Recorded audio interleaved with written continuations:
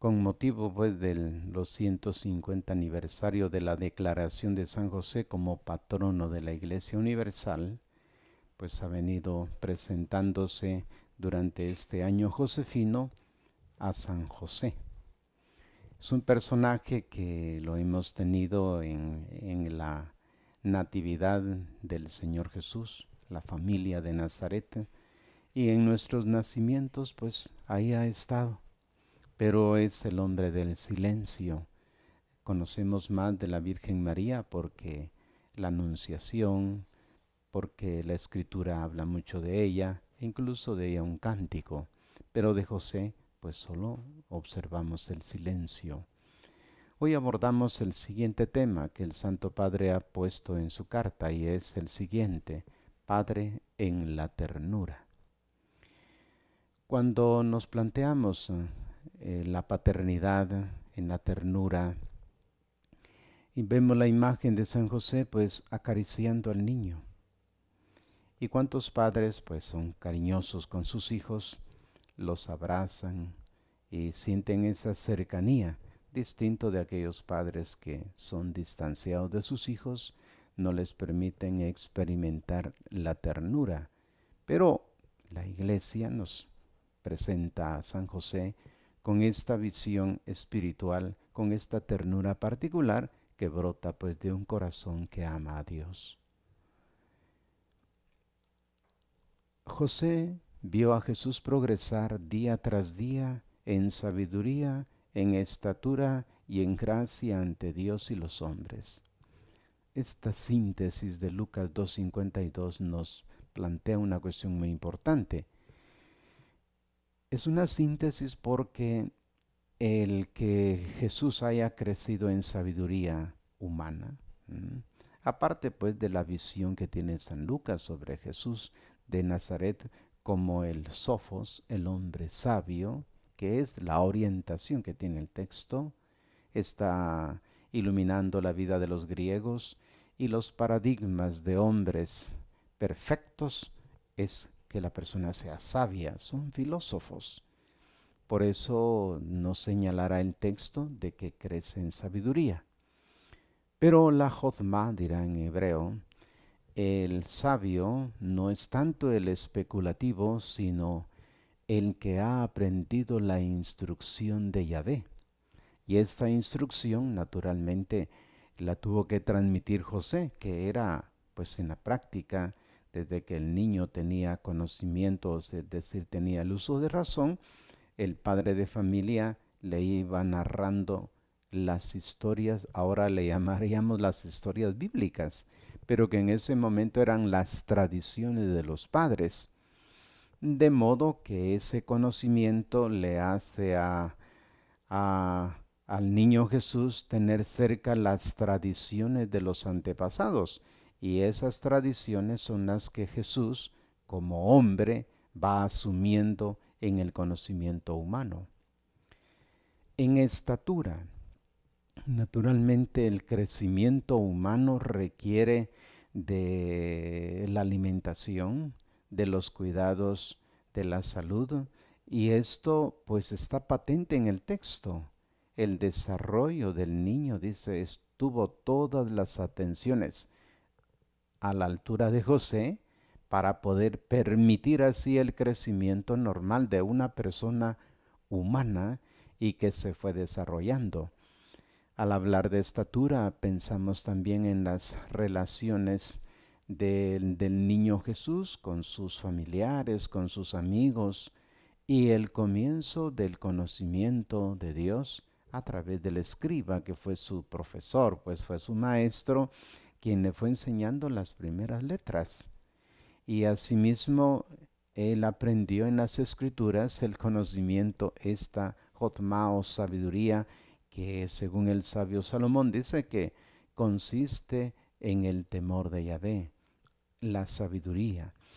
Por eso ahora viene un tema particular, y es que crece también en gracia ante Dios y los hombres. La gracia, el don, la donación de Dios. Dios es la gracia increada, Dios es la gracia total, la benevolencia divina hace que nos transmitan a los seres humanos esta gracia de Dios. Pero en este sentido, el Hijo de Dios poseía esta gracia, porque Él es Dios, y como tal tenía que manifestar esta sabiduría y esta gracia a este nivel humano. Y esto es lo que aquí se manifiesta. Es un personaje que se va creciendo en sabiduría, en estatura y en gracia ante Dios y los hombres, y la mirada de José estuvo atento a todo ese progreso. De entrada, ya ustedes estarán imaginando cómo ustedes han visto el nacimiento y el desarrollo de sus hijos y cada uno hasta dónde ha avanzado. Y ustedes se preguntarán, ¿será que yo le he transmitido la sabiduría de Dios como lo hizo José? He estado atento a los cuidados en las relaciones de mis hijos para que crezcan en estatura y he proporcionado yo también estos momentos de Dios para que crezcan en gracia. Pues se crece en la gracia en la medida en que el Espíritu Santo forma parte de la vida y concretamente en la vida tanto de Jesús como la vida de la familia requiere esta gracia particular que, como ustedes oyeron en estos días, el ángel se dirigió a María y le dijo, alégrate llena de gracia. Pero ella, llena de gracia, en el momento de su concepción.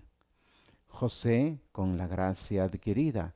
El Hijo de Dios es la gracia increada, pero que la gracia humana, pues, esta la va adquiriendo en el contacto con las personas.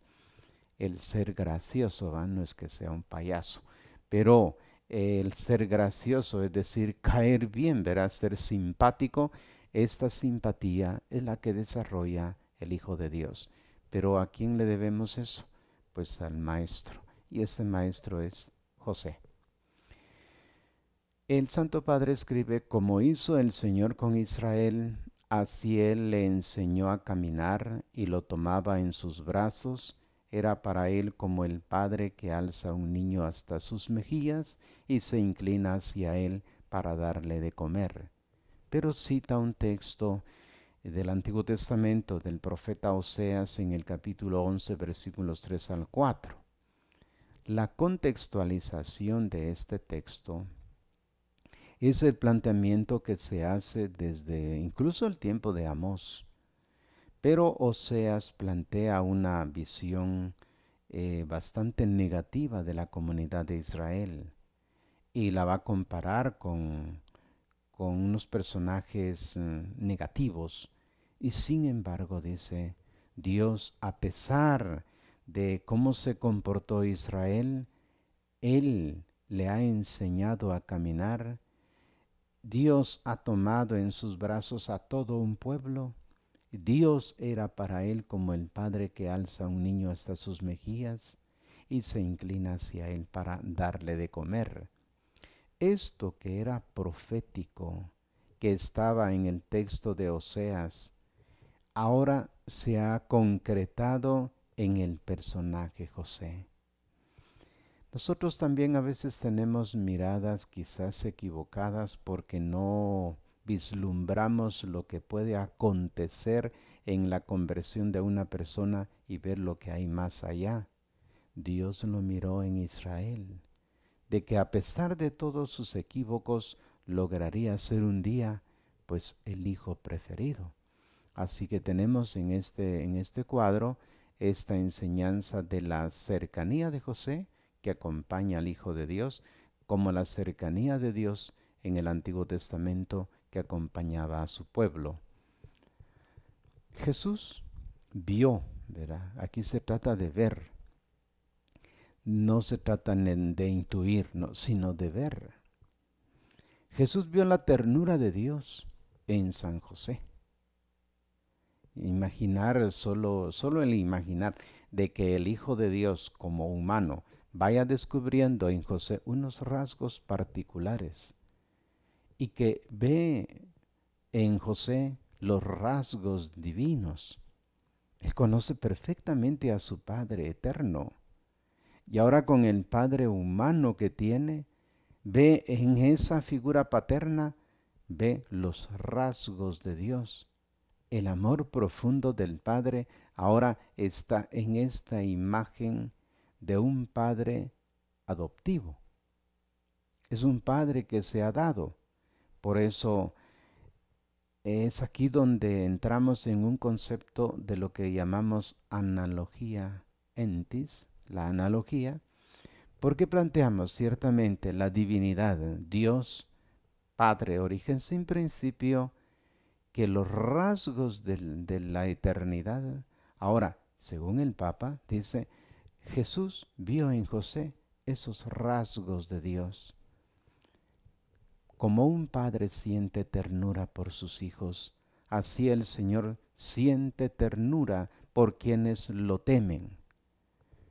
El principio de la sabiduría, dice, será el temor del Señor. Siempre uno se pone a pensar la delicadeza en el trato cuando se sabe con quién se está.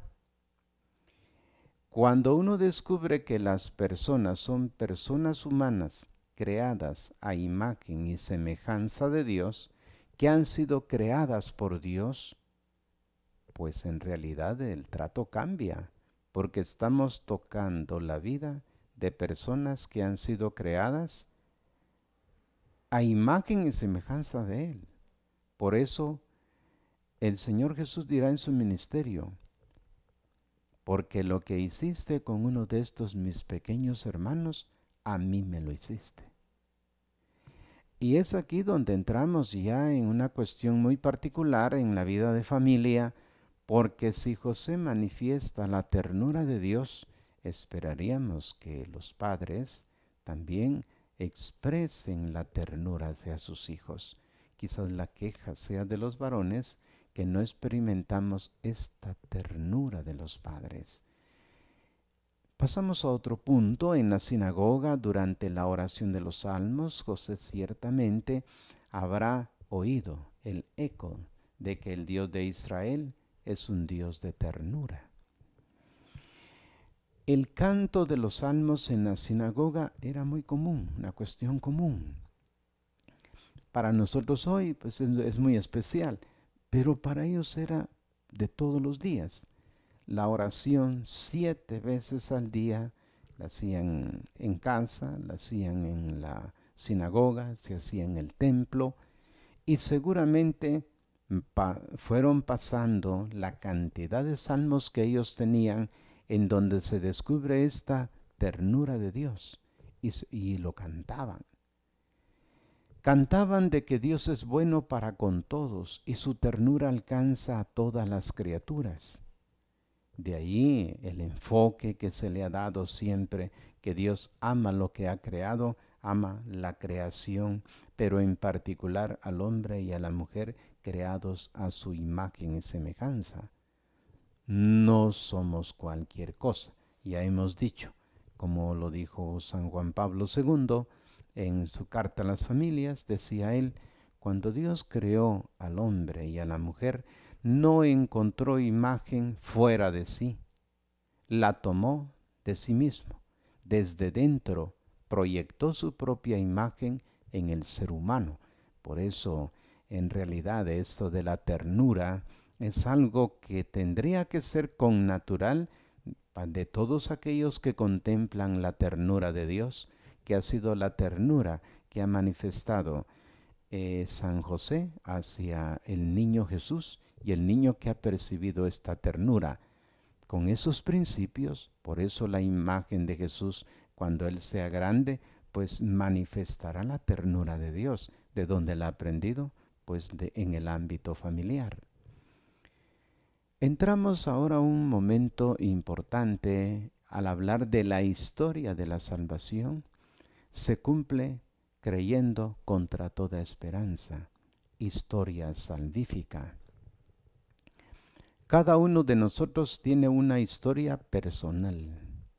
Esta historia personal puede convertirse en historia de salvación o en historia de condenación. Cuando hablamos de historia de la salvación, recurrimos a todos los elementos que contribuyen a alcanzar la salud plena.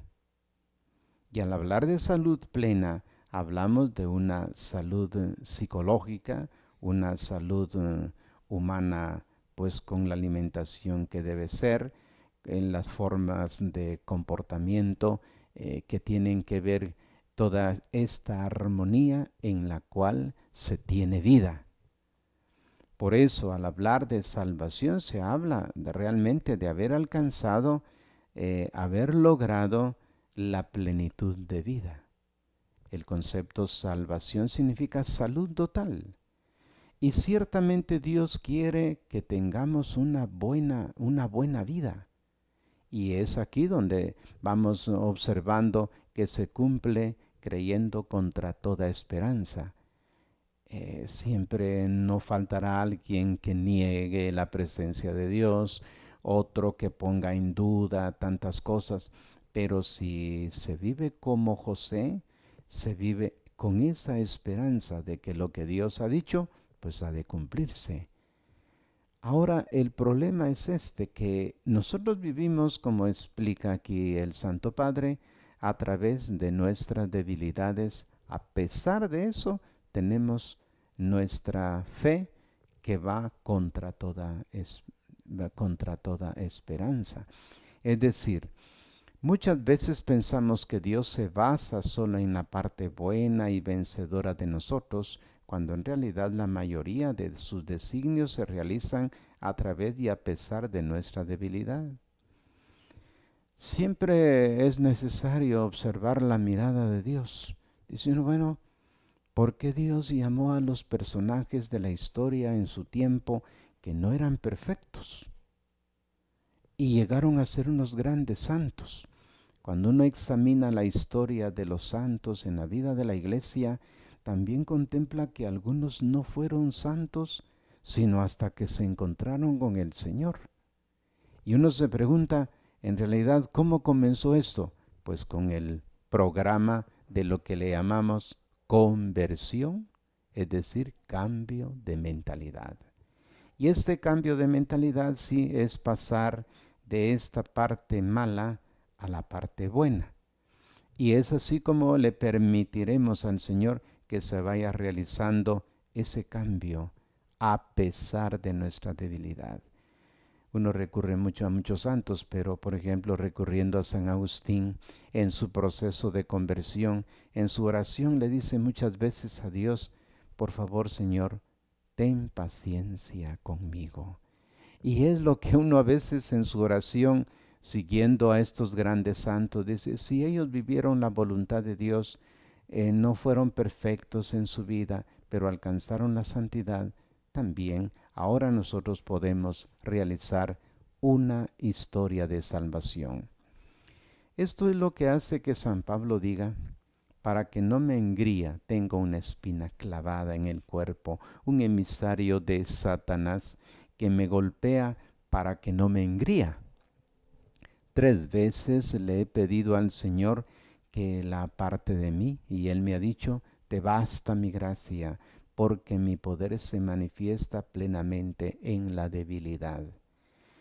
Ciertamente somos conscientes de que no somos perfectos, que los pecados del pasado, si no entra uno en un estado de conversión, es posible que le estén fastidiando en su historia personal.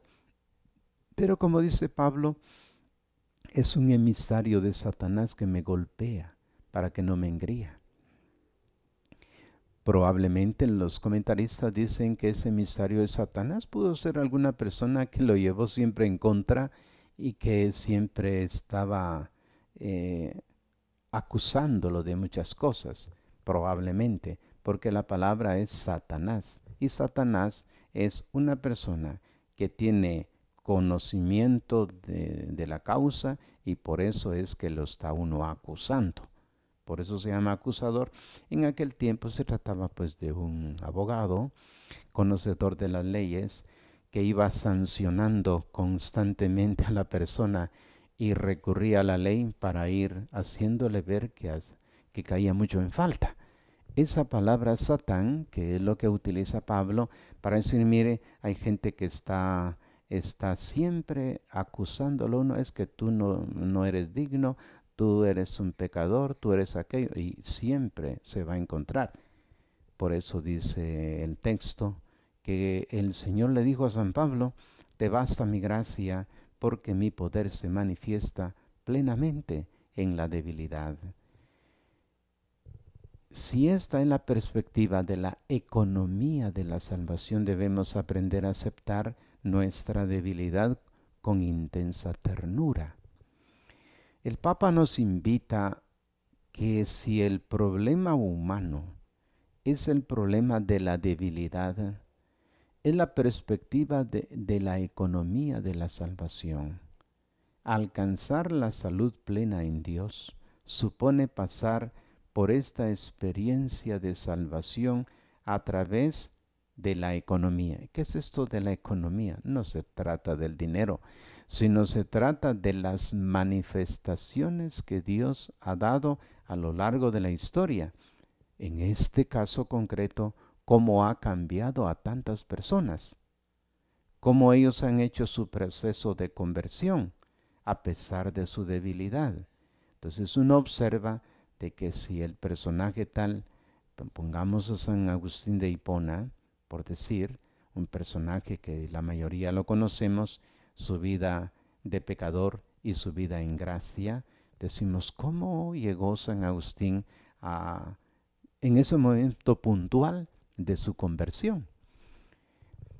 El maligno nos hace mirar nuestra fragilidad con un juicio negativo, mientras que el Espíritu la saca a la luz con ternura. Notemos bien esta frase que escribe el Papa, es preciosa, porque dice que el maligno, el Satán que antes ha mencionado, nos hace ver nuestra fragilidad con un juicio negativo. Observamos nuestra vida de cristianos y cuando lo vemos desde el punto de vista de la acusación, uno se da cuenta de su fragilidad pecadora y uno mismo se considera indigno, pues de que no es capaz de levantar la cabeza por la infinidad de pecados que uno ha cometido. Y se acusa y ese acuse no le permite levantarse. Mientras dice que el Espíritu Santo, el Espíritu, la saca a la luz con ternura. Las experiencias negativas de pecado, todo aquello que no nos ha permitido ser lo que debemos ser, las experiencias del mal nos sirven como tal experiencia y en la experiencia nos ayudará a no volver a ese mismo estado. Por eso ve su historia con ternura, cómo Dios ha actuado a pesar de lo que uno es, cómo el Señor nos ha ido acompañando y tratándonos con amor. Porque si Él fuera como el acusador, nos destruiría. Pero por el amor infinito que nos ha tenido, el Espíritu de Dios ha iluminado esas realidades, esas heridas del pasado, pero que iluminadas por el Espíritu se convierten en ternura. La ternura es el mejor modo, dice, para tocar lo que es frágil en nosotros. El dedo que señala y el juicio que hacemos de los demás son a menudo un signo de nuestra incapacidad para aceptar nuestra propia debilidad, nuestra propia fragilidad. Solo la ternura nos salvará de la obra del acusador. Volvemos ahora solo que a un texto del Apocalipsis en el capítulo 12, versículo 10. Siempre volvemos a estas acusaciones, si se quiere, pues en esta historia del pueblo cristiano, las acusaciones que venían de Domiciano. Sometía a juicio a todos aquellos cristianos que proclamaban su fe y vencidos o no en juicio, los llevaba a la muerte. Pero por eso dice, el dedo que señala y el juicio que hacemos de los demás, ¿verdad? ¿Con qué mirada? Son a menudo un signo de nuestra incapacidad para aceptar nuestra propia debilidad, nuestra propia fragilidad. Decimos en un refrán común, el león juzga por su condición. Siempre anuncia, proyecta, y este es el caso que nos ocupa en el texto de hoy, que uno a veces observa, mira hacia los demás sus defectos, y no es sino que uno está viendo los defectos del otro que uno mismo los tiene. Solo la ternura, dice el Santo Padre, nos salvará de la obra del acusador. Por esta razón es importante encontrarnos con la misericordia de Dios, especialmente en el sacramento de la reconciliación, teniendo una experiencia de verdad y de ternura. Entonces, al acercarnos al sacramento como tal, confiamos precisamente en la ternura de Dios. Entonces, esta ternura que vamos encontrando, sentimos la presencia de Dios en nuestras vidas. Esta experiencia, paradójicamente, incluso el maligno puede decirnos la verdad, sí, cierto, pero si lo hace es para condenarnos. Sabemos, sin embargo, que la verdad que viene de Dios no nos condena, sino que nos acoge, nos abraza, nos sostiene, nos perdona. Son dos formas distintas de ver la vida. Cómo el maligno puede decirnos la verdad, pero para herirnos. Cómo Dios nos puede decir la verdad, pero para perdonarnos. La verdad siempre se nos presenta como el Padre misericordioso de la parábola. Viene a nuestro encuentro. Dicho sea de paso, la palabra verdad en la fe la descubrimos no como la especulación, como llegar a un concepto. No, la verdad en la Escritura siempre se va a referir a aquella verdad que está en orden a la salvación.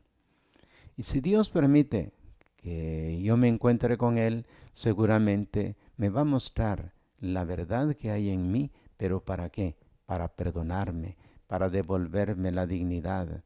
Nos pone nuevamente, dice, de pie, celebra con nosotros, porque mi hijo estaba muerto y ha vuelto a la vida, estaba perdido y lo hemos encontrado. También a través de la angustia de José pasa la voluntad de Dios, su historia, su proyecto. Así José nos enseña que tener fe en Dios incluye además creer que Él puede actuar incluso a través de nuestros miedos, de nuestra fragilidad, de nuestra debilidad. Y nos enseña que en medio de las tormentas pues de la vida no debemos tener miedo de ceder a Dios el timón de nuestra barca. A veces nosotros quisiéramos tener todo bajo control, pero Él tiene siempre una mirada mucho más amplia. Siempre que nos encontramos con esta mirada de Dios que plantea en la figura de San José, uno se pone a pensar, qué lejos he estado yo de manifestar esta ternura. Hoy le damos gracias a Dios por esta ternura que el Señor permite que vayamos descubriendo cómo vivió San José esta ternura. Porque escuchó el mensaje divino y la ternura fue parte de su vida para poder acompañar al Hijo de Dios. Como también para nosotros la ternura de Dios está tan cerca que no nos debemos culpar, sino que la verdad que Dios nos revela es para reconciliarnos con Él. Pidámosle a Dios pues la gracia particular de poder seguir estas reflexiones orando como lo plantea nuestra oración final. La oración a San José.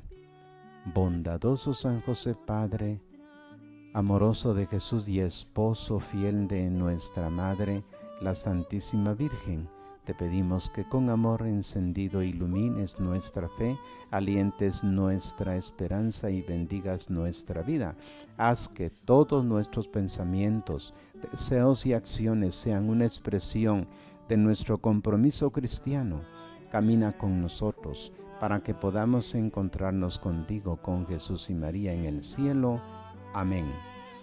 Bien, habiendo presentado la ternura, ahora pues el siguiente tema que vamos a considerar en la próxima presentación será al Padre en la obediencia. Tema particular en la vida de un judío.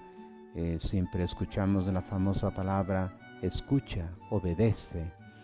Y San José, como buen judío, pues es el hombre experimentado en la obediencia, a pesar de las graves dificultades que contrae el ser obediente.